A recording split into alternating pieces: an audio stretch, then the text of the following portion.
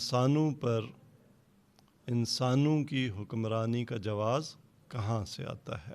یہ تصور پایا جاتا تھا کہ دنیا کو چلانے والی دو طاقتیں ہیں۔ اللہ تعالیٰ نے اس دنیا کو چلانے کے لیے دو طاقتیں رکھی ہیں، تو بڑے بڑے سائنسدانوں کو بڑی بڑی سزائیں دیں اس کیتھولک حکومت اور تھیوکریسی نے۔ اسلام میں ایسا نہیں ہے، دین کا جزو لا ینفق ہے سائنسی تعلیمات۔ اس نے کہا جیسے کسی کو باپ کے انتخاب کا حق حاصل نہیں ہے، اسی طرح کسی کو بادشاہ کے انتخاب کا حق حاصل نہیں ہے۔ تو گویا رومی عیسائیت کے ساتھ شام کی سرکار کے فکری تانے بانے تھے۔ اعوذ باللہ من الشیطان الرجیم، بسم اللہ الرحمن الرحیم، الحمدللہ والصلاة والسلام علی رسول اللہ وآل رسول اللہ واللعنۃ الدائمہ علی اعدائہم اعداء اللہ۔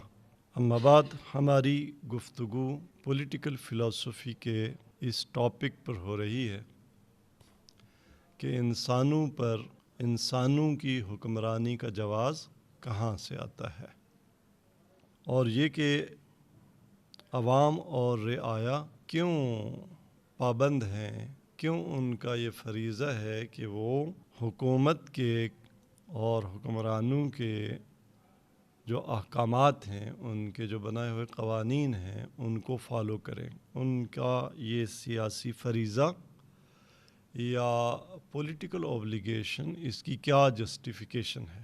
اس حوالے سے ہم نے وہ نظریات یا وہ تھیریز جو حکومت اور حکمرانی کے آئینی جواز کو خود حکومت کے اندر پائی جانے والی کسی ایک یا چند ایک خصوصیات کی بنیاد پر جواز حکمرانی کا پروانہ دیتے تھے، ان پہ نگاہ دوڑائی، ان کا جائزہ لیا، اور آخری تھیری وہ تھی حکمران کی طاقت، حکمران کی چالاکی، حکمران کی گویا ایک طرح کی فریب کاری کہ یہ خود اسے حکمرانی کے لائق اور قابل بنا دے۔ حکمرانی کے جواز اور رعایا کے حکمرانوں اور حکومت کے سامنے فرمانبردار ہونے کا ایک اور نظریہ، ایک اور تھیری جو پولیٹیکل فلسفی میں بیان ہوئی ہے،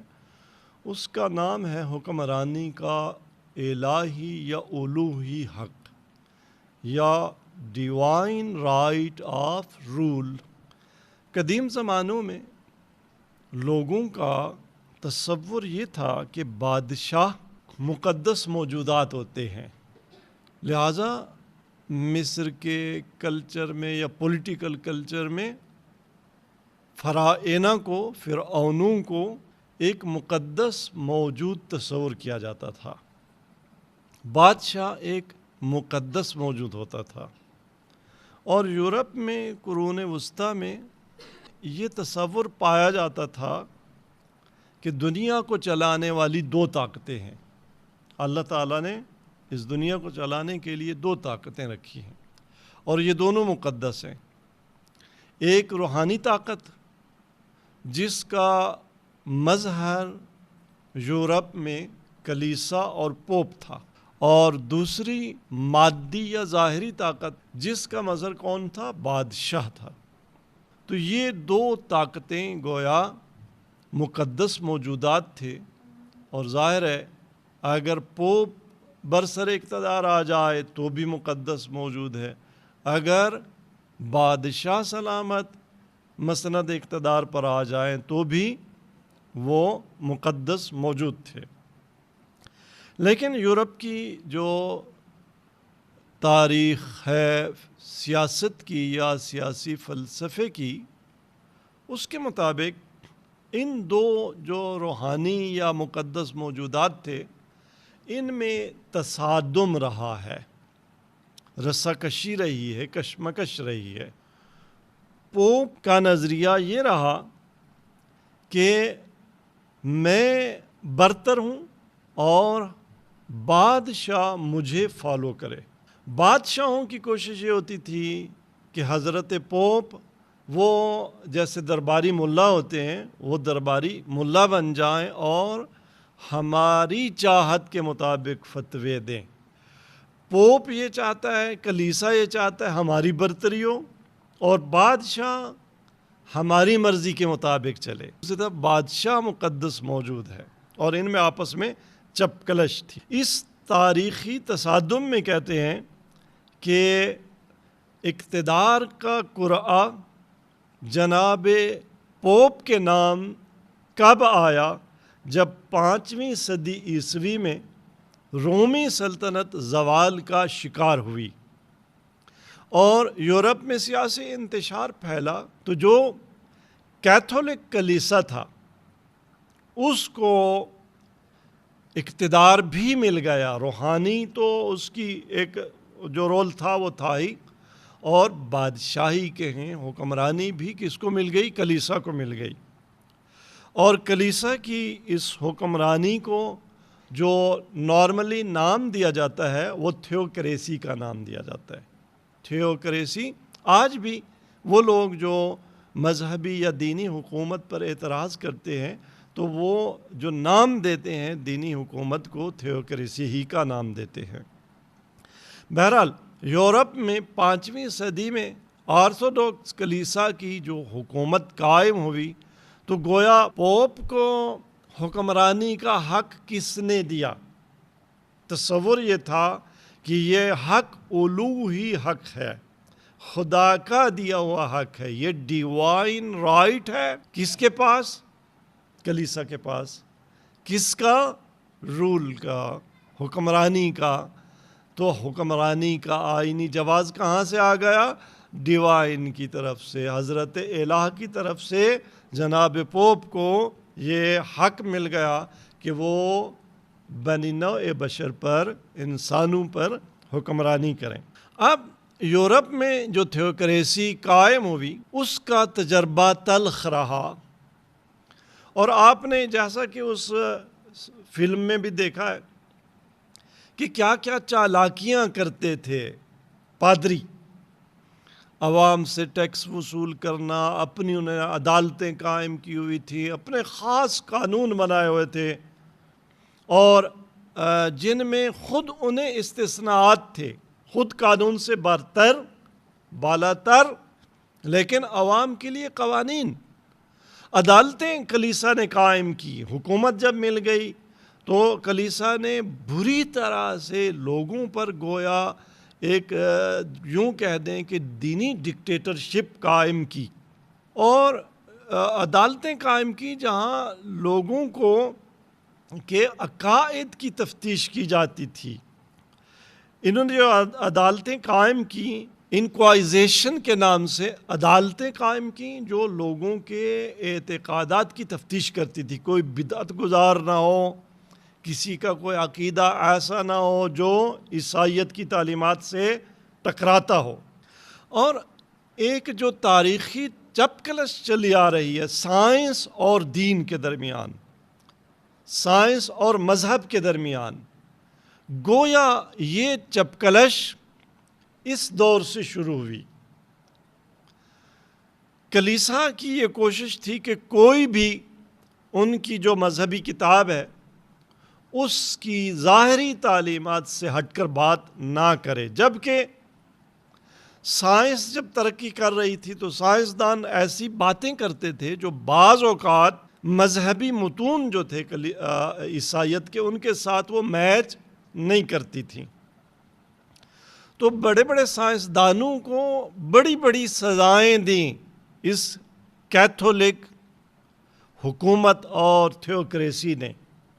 معروف مثالیں ہمارے پاس، گیلیلیو کی مثال کہ جس نے یہ نظریہ قائم کیا کہ زمین سورج کے گرد گھومتی ہے، اور اس کو کہتے ہیں ہیلیو سینٹرزم۔ ہیلیو سینٹرزم کا نظریہ کس نے دیا؟ گیلیلیو نے، کہ زمین سورج کے گرد گھومتی ہے، گویا مدار کائنات کہہ دیں، یا زمین کا مدار کیا ہے؟ سورج، اور زمین اس کے گرد گھومتی ہے۔ اس کے برعکس کلیسا کی متون، جو کلیسا کی کتابیں تھیں، ان سے جو ظاہری طور پہ ثابت ہوتا تھا وہ جیو سینٹرزم یا زمین کی مرکزیت، کہ زمین مرکز ہے اور باقی کائنات گویا اور سیارے اور ستارے اس کے گرد گھومتے ہیں۔ اور ایسے نظریات حتیٰ عالم اسلام میں بھی رہے کہ زمین مرکز ہے، اور اگر کوئی کہہ دیتا کہ زمین گھومتی ہے تو ایسے عقیدے کو گویا خلاف دین، گویا شرک تصور کیا جاتا تھا۔ تو اب گیلیلیو کو اس کیتھولک حکومت نے کہا کہ ان کی جو تفتیش کی عدالت تھی، کہا کہ یہ شدید بدعت کا مرتکب ہوا ہے، بدعتی ہو گیا، اور اسے قید کیا گیا، اسے مجبور کیا گیا کہ وہ اپنے نظریات پر توبہ کرے، اور اسے زندگی بھر نظر بندی کی عمر گزارنی پڑی، اور اس کی کتابوں کی اشاعت پر پابندی لگا دی گئی۔ یہ کارنامہ ہے کس کا؟ اس حکومت کا جو حکمرانی کا حق اپنے لیے کیا سمجھتی ہے کہ ڈیوائن رائٹ ہے، میرے پاس الوہی حق ہے، اللہ نے مجھے حکمرانی کا حق دیا ہے۔ تو دوسری مثال جو سائنس یا سائنسی انکشافات کے خلاف تھی، اس تھیوکریسی کی اور دینی حکومت کی، وہ ایک اطالوی فلسفی اور ماہر فلکیات تھا، جیوردانو نے یہ نظریہ قائم کیا کہ یہ جو کائنات ہے یہ لامتناہی ہے، اور اس نے یہ کہا کہ اس لامتناہی کائنات میں ستارے دراصل، جو ہمیں ستارے رات کو نظر آتے ہیں، یہ دراصل دور دراز کے سورج ہیں جن کے گرد اپنے پھر سیارے ہیں جو ان کے گرد گھومتے ہیں۔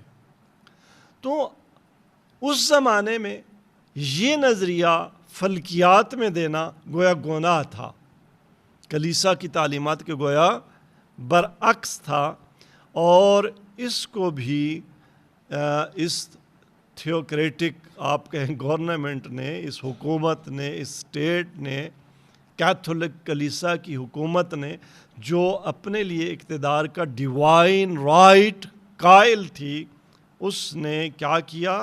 روم کے ایک چوک میں زندہ جلا دیا کہ تم نے ایسا شرک آلود نظریہ کیوں قائم کیا ہے۔ تو یوں ایک فضا بن گئی جنگ کی دین اور سائنس کے درمیان، وگرنہ ہم دیکھیں گے اور ہم جانتے ہیں کہ اسلام میں ایسا نہیں ہے، دین کا جزو لا ینفق ہے کیا؟ سائنسی تعلیمات، لیکن یہ کلیسا تھا اور یہ کلیسائی حکومت تھی جس نے محض اپنے اقتدار کو قائم کرنے کے لیے ایسا رویہ اپنایا۔ تو جب ظلم و بربریت کی انتہا ہو گئی اس کلیسائی حکومت کی اور اس کیتھولک حکومت کی، وہ جو اپنے لیے ڈیوائن رائٹ آف رول کی قائل تھی، تو 16ویں صدی میں عیسائیت کا ایک اور فرقہ پروٹیسٹنٹ، وہاں اس کے مفکرین نے کیتھولک کلیسا کے اس ظلم و ستم کے خلاف، ان بدعنوانیوں کے خلاف ایک تحریک شروع کی، اور جس کی قیادت مارٹن لوتھر کر رہے تھے اور کچھ دیگر ریفارمرز وہ ان کے ساتھ۔ تو انہوں نے اس حکومت کے خلاف جب قیام کیا تو وہ جو دوسری طاقت جسے مڈل ایجز میں مقدس موجود سمجھا جاتا تھا، جو کنگ صاحب تھے یا بادشاہ سلامت تھے، تو اس کو بھی پوپ سے بدلہ لینے کا موقع مل گیا۔ تو ایک طرف وہ لوگ جو ظلم و جور جو کلیسائی حکومت کا تھا اس کے چکی میں پس چکے تھے، اس کے خلاف اٹھ کھڑے ہوئے، دوسری طرف وہ سائنس دان، وہ پڑھے لکھے لوگ جو جدید انکشافات کی روشنی میں عیسائیت کی تحریفات اور اس کی دقیانوسی خیالات کو گویا قبول نہیں کر سکتے تھے وہ، تو یہاں سے یورپ میں ایک تحریک جسے رونیسانس کی تحریک کہا جاتا ہے یا نشأت ثانیہ کی تحریک کہا جاتا ہے یا انلائٹمنٹ کی تحریک کہا جاتا ہے، وہ شروع ہوئی۔ اور اس تحریک نے وہ جو کیتھولک کلیسائی حکومت تھی اس کو گرا دیا، اور نتیجتاً کیا ہوا؟ نتیجتاً کنگ جو تھا، بادشاہ سلامت جو تھا، وہ برسرے اقتدار آیا اور ڈیوائن رائٹ آف کنگز کی تھیوری سامنے آئی۔ ایک آپ کہیں کہ فلسفر ہیں رابرٹ فلمر کی ایک کتاب ہے پیٹری آرکھو، اس کا ترجمہ ہوتا ہے باپ شاہی یا پدر شاہی۔ اس نے اس کتاب میں یہ دعویٰ کیا کہ اس کائنات پر جو پہلی حکمرانی قائم ہوئی ہے حضرت آدم کی حکمرانی قائم ہوئی ہے۔ حضرت آدم انسانیت کے باپ تھے اور بادشاہی آپ کو تھی حاصل، تو گویا بادشاہ باپ کا مقام رکھتا ہے، اور جس طرح سے کسی کو اپنے باپ کے انتخاب کا حق حاصل نہیں ہوتا، کسی کو یہ حق حاصل ہوتا ہے کہ اپنا باپ انتخاب کرے؟ نہیں۔ اس نے کہا جیسے کسی کو باپ کے انتخاب کا حق حاصل نہیں ہے، اسی طرح کسی کو بادشاہ کے انتخاب کا حق حاصل نہیں ہے۔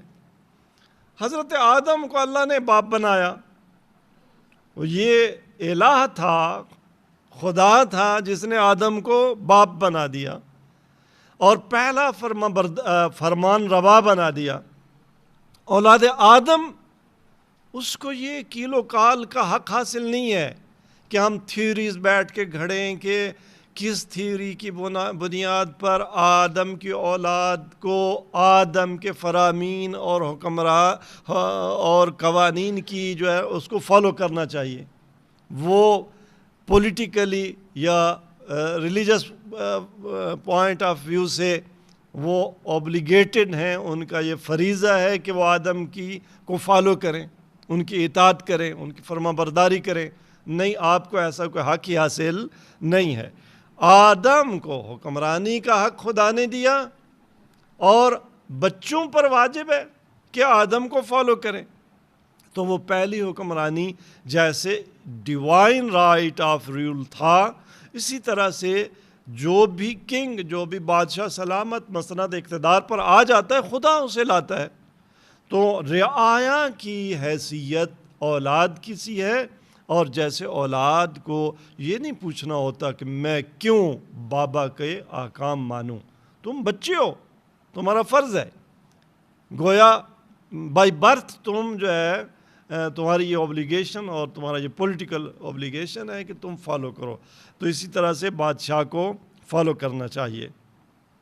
فلمر نے اپنی ایک اور کتاب میں the natural power of kings جو 1680 میں شائع ہوئی، اس میں فلمر کا ایک معروف جملہ ہے، وہ لکھتا ہے the king's authority is of God and the people are naturally subject to him as children to their father، کہ جو بادشاہ کی اتھارٹی ہے، اس کا جو اقتدار ہے، is of God، وہ اللہ کا دیا ہوا ہے، ڈیوائن رائٹ ہے، and the people are naturally subject to him، اور by naturally طبیعی طور پر عوام اس کی رعایا ہے، اور انہوں نے ویسے ہی بابا کو، حکمران کو فالو کرنا ہے جیسے بچوں نے ماں باپ کو فالو کرنا ہوتا ہے۔ تو یہ دوسری تھیوری جو ڈیوائن رائٹ آف کنگز کی تھیوری میں تبدیل ہو گئی جب کیتھولک کلیسا کو زوال آیا، اس کی حکومت گری، پوپ گیا، تو اب جناب بادشاہ سلامت آ گیا۔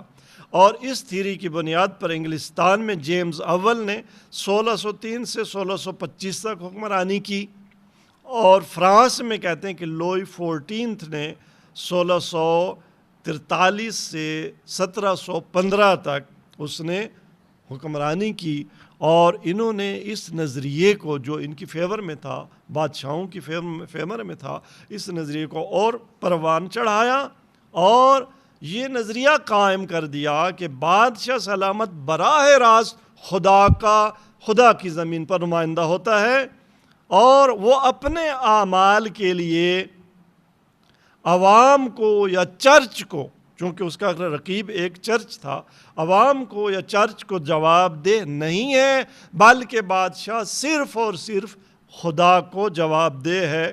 اور لوئی 14 کا ایک جملہ ہے کہ وہ کہتا تھا میں ہی ریاست ہوں۔ ایک دفعہ بادشاہ ریاست کو اپنے آپ سے جدا کرتا ہے، خود رئیس بن جاتا ہے، میں حکمران ہوں۔ ایک دفعہ انسان کہے کہ نہیں، میں ہی حکومت ہوں، یعنی بدترین شکل کس کی؟ آمریت کی آپ کہیں۔ اب یہ جو theory divine right of king کی، ڈیوائن رائٹ آف رول کی، جو یورپ میں کلیسا میں پروان چڑھی، اس کا ایک مظہر ہمیں عالم اسلام بھی میں نظر آتا ہے، اور وہ آتا ہے عصر ملوکیت میں نظر۔ خلافت راشدہ کے بعد آپ کو معلوم ہے کہ شام میں جو سلطنت اسلامی قائم ہوئی وہ ملوکیت تھی، اور شام میں جو حکومت تھی اس کی سرحدیں روم تک پھیلی ہوئی تھیں، اور یہ اپنی جگہ یہ بات قابل غور ہے کہ حتیٰ یزید کے دربار میں رومی مشیر ان کا وجود بتایا جاتا ہے، تو گویا رومی عیسائیت کے ساتھ شام کی سرکار کے فکری تانے بانے تھے۔ جو مدینہ کی ریاست تھی وہ اور طرح کی، وہ چاہے ہم کہیں کہ امامت جس کے ہم مدعی ہیں، یا خلافت راشدہ جس کے عامت المسلمین مدعی ہیں، اس سے ڈیفرنٹ ٹائپ آف رول یا سٹیٹ وہ کہاں تھا؟ وہ شام میں۔ اور جو ملوکیت میں بدل گیا، بادشاہی میں بدل گیا، تو عالم اسلام میں بادشاہت کہاں سے آئی؟ لگتا ہے یہیں سے آئی، روم سے آئی، کہ یہاں بھی بنی امیہ کے حکمرانوں نے کیا کہا کہ ہم گویا بادشاہ ہیں، ہمیں خدا نے بادشاہ بنایا ہے، ہمارے پاس ڈیوائن رائٹ آف رول ہے، اور اس کے مظاہر ہیں۔ بہت ساری روایات، احادیث گھڑی گئیں، وضع کی گئیں، جو بادشاہ کو اتھارٹی دیتی تھی، جواز دیتی تھی، سرٹیفکیٹ پیش کرتی تھی کہ تمہیں حکومت کا حق حاصل ہے، اور عوام کا فرض بنتا ہے، وہ پولیٹیکل اوبلیگیشن ہے ان کی یہ کہ تمہیں فالو کریں، کبھی بھی چوں چراں نہ کریں۔ اس کے بعض جو نمونے ہیں وہ ہمیں نظر آتے ہیں۔ مثال کے طور پہ بخاری میں ریفرنسز بعد میں ہم دے دیں گے، ایک روایت نقل ہوئی ہے، اس میں کہا گیا کہ حکمران کی اطاعت کرو اور اس کا حق ادا کرو، اور اپنا حق حکمران کی بجائے اللہ سے طلب کرو۔ یعنی بادشاہ کو کبھی پوچھنا نہیں ہے کہ اس نے اپنا فرض ادا کیا یا نہیں کیا، بس تم خدا سے مانگو، دعا کرتے رہو، لیکن بادشاہ کی اطاعت کرتے رہو۔ یہ ظاہر ہے ایسی روایت کس نے گھڑوائی؟ وہی بازار جس میں اقتدار کو طول دینے کے لیے روایت وضع کی گئی۔ ایک اور روایت ابن قتیبہ نے نقل کی ہے کہ یزید ابن معاویہ نے کہا معاویہ کے بعد کہ معاویہ ایک بندہ تھا جسے اللہ نے خلافت تک پہنچایا، اور اب جو کچھ اس کے سپرد تھا ہمارے کاندھوں پر ڈال دیا گیا ہے۔ یعنی یزید کیا کہہ رہا تھا کہ یہ جو مسند اقتدار پر میں بیٹھا ہوں، یہ ذمہ داری، یہ ابا اللہ نے سلطنت کی ابا میرے کاندھوں پر ڈال دی ہے۔ یا اسی سلسلہ کا یہ جو اموی سلسلہ ملوکیت کا تھا، اس میں ولید ابن یزید ابن عبد الملک سے ایک قول نقل کیا گیا ہے کہ اس نے کہا کہ خلافت الہی عطیہ ہے اور اموی حکومت کی نافرمانی خدا کے قہر کا موجب ہے۔ تو یوں ایک نظریہ عالم اسلام میں وہ پیش ہوا، اب بھی کہیں کی پیش کیا جاتا ہے، اور اس کے لیے پھر جو مدارک ڈھونڈے گئے، بنائے گئے، روایات گھڑی گئیں اور کچھ ظاہر آیات ان سے استفادہ کیا گیا۔ تؤتی الملک من تشاء وتنزع الملک ممن تشاء تذل من تشاء وتعز من تشاء۔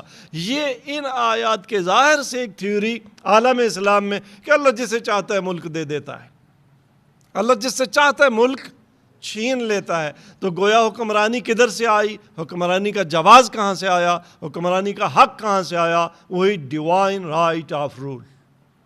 اور عوام کے لیے ضروری ہے کہ وہ فالو کریں، ان کے پاس اس کے علاوہ کوئی چارہ کار نہیں ہے۔